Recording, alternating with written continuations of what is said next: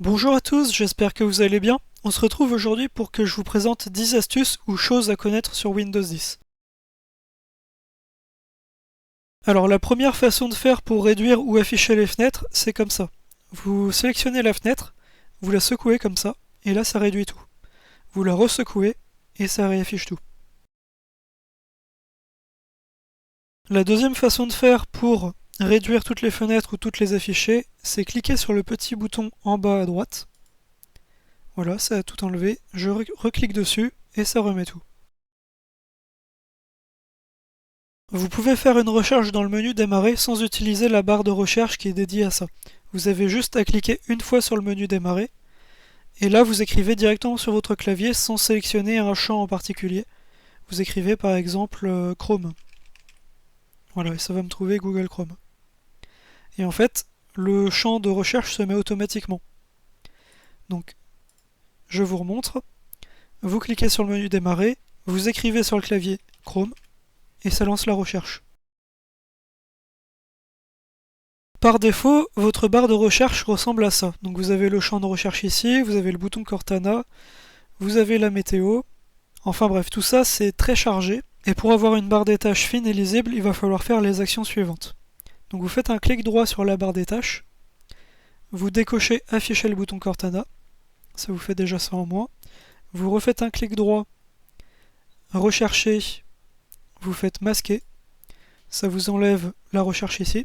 Vous refaites un clic droit, vous allez dans Actualité et Champ d'intérêt, vous faites désactiver, ça vous enlève la météo. Et vous faites une dernière fois un clic droit, vous allez sur Paramètres de la barre des tâches, vous sélectionnez Utiliser des petits boutons dans la barre des tâches. Ici, là où vous avez toujours masqué les étiquettes, vous mettez Jamais. Et voilà, votre barre des tâches est bien mieux comme ça.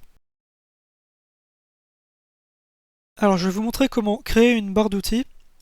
Et donc vous montrer ce que c'est une barre d'outils. Donc vous faites un clic droit sur la barre des tâches, vous allez dans Barre d'outils, Nouvelle barre d'outils, et là vous pouvez sélectionner le dossier que vous voulez, et ce dossier en fait va servir de barre d'outils. Par exemple, je choisis le dossier Photo de famille, sélectionnez un dossier, et là vous voyez le dossier s'est ajouté. Et je peux cliquer sur les petites flèches ici, et j'ai les sous-dossiers de mon dossier qui sont 2015-2016, et par exemple je peux sélectionner une image, et hop, ça m'affiche mon image. Alors pour vous montrer comment rechercher un fichier facilement et rapidement, je vais utiliser mon dossier de téléchargement qui est assez rempli. Et par exemple, j'ai envie de trouver mon image qui s'appelle naodan.png. Donc je vais cliquer sur n'importe quelle ligne en fait, n'importe quel fichier, je clique une fois. Et je vais écrire sur mon clavier Naodan. Et voilà, il me l'a trouvé. Naodan qui était plutôt vers la fin de la liste. Pour vous montrer les raccourcis clavier à connaître, j'ai utilisé un générateur de texte aléatoire, donc n'essayez pas de comprendre le texte, hein, ça veut strictement rien dire. Alors le premier raccourci, c'est CTRL-C, qui permet de copier. Le deuxième raccourci à connaître, c'est CTRL-V pour coller. Voilà, donc j'ai collé 2 fois le même texte, 3 fois le même texte. Le raccourci suivant à connaître, c'est CTRL-Z. Ça fait un retour en arrière. Ça me permet de retirer ce que j'ai fait.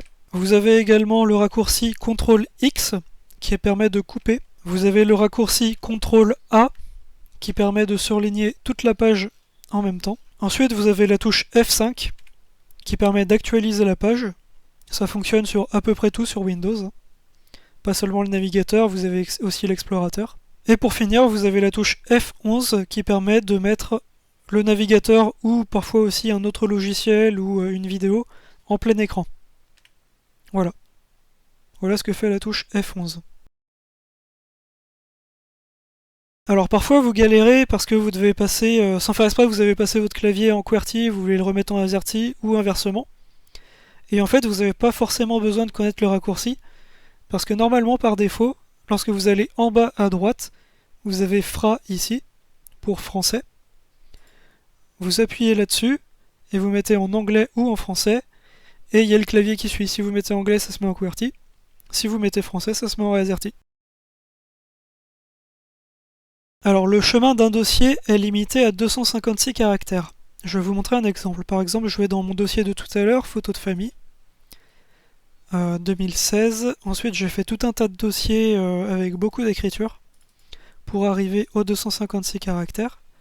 Voilà, donc ici, à partir du E, là, je suis à 256 caractères. Donc en fait, quand je dis 256 caractères, c'est toute la longueur de la barre d'adresse, du disque C jusqu'au dernier dossier. Par exemple, là, si j'essaie de faire un clic droit, nouveau dossier, hop, j'ai un message d'erreur. Chemin d'accès de destination trop long. Pour finir, je vais vous montrer un petit peu la gestion des doubles écrans, quand vous en avez deux. Donc ici, vous voyez, j'ai l'écran 1 et l'écran 2. Pour savoir quel écran est quel numéro, vous pouvez cliquer sur Identifier. Et là, vous voyez 2, et sur l'autre écran, on voit 1. Donc là, vous voyez que mon écran 1 est à gauche, et mon écran 2 est à droite. C'est quelque chose qui peut être modifié. Par exemple, je clique sur l'écran 1, je le fais glisser,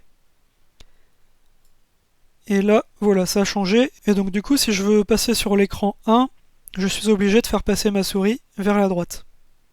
Si je fais l'inverse, il faut que je passe ma souris vers la gauche. Je peux également le faire en haut. Donc là, il faut que j'aille en haut pour passer sur l'écran 1. Par contre, il faut que j'appuie sur appliquer avant, sinon ça se met pas à jour. Là voilà, appliquer. Et hop, je passe à l'écran 1. Je descends, je repasse à l'écran 2. Pareil pour en bas. Je peux passer à l'écran 1 en allant en bas.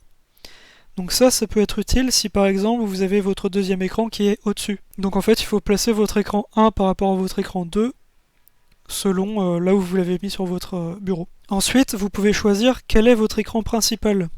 Donc si vous sélectionnez le 1 et vous faites faire de cet écran l'écran principal, toutes vos icônes vont se placer sur l'écran 1.